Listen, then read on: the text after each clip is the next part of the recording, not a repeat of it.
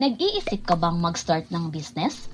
Ang desisyon sa pagsisimula ng sarili mong business is a leap of faith.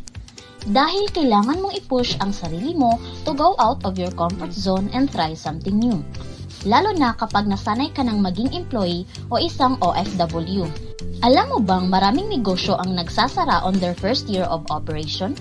Maraming risk kapag nag-open ka ng negosyo, pero huwag kang panghinaan ng loob, kaibigan.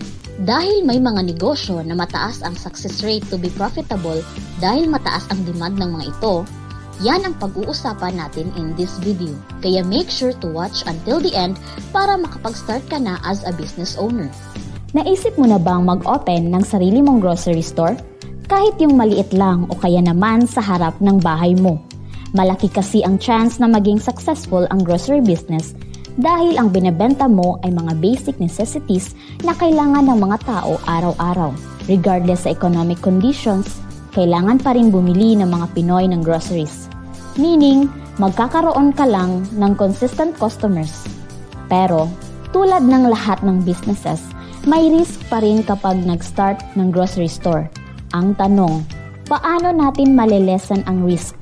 Una, pumili ka ng tamang location ng store mo. Napakalaking factor ang pagbili ng tamang location kung saan mo itatayo ang grocery store mo. I understand na karamihan sa mga stores o sari-sari store ay tinatayo sa harap ng kanilang bahay. Pero kung walang masyadong tao sa lugar mo o hindi, inaccessible na malaki ang chance na maluwag ka lang. Dapat i-consider mo ang population, competition, accessibility at visibility ng pipiliin mong lugar. Example, kung nakatira ka sa malaking subdivision, maaari kang magtayo ng store mo malapit sa gate ng subdivision dahil andyan ang foot traffic at parati pang makikita ng mga residente ang store mo. Ikalawa, kailangan mong i-determine ang mga kailangan mong equipment para sa iyong grocery store tulad ng freezers, shelves, refrigerators to make sure na well-preserved at nakadisplay ng maayos ang mga paninda mo. Ikatlo, maghanap ng maayos na suppliers. Siyempre, kailangan nating maghanap ng reliable na supplier at magbibigay sa atin ng discount kapag bibili tayo ng bulk. Kapag may mga discount, mas malaki ang ating profit. Kapag nakabenta ka na ng item, hire trusted and reliable staff. Gusto natin yung taong magbabantay ng ating store ay magaling sa customer service at hindi tayo nanakawan. I'm a strong believer na ang pagnenegosyo ang first step nating mga Pinoy para makamit ang financial success.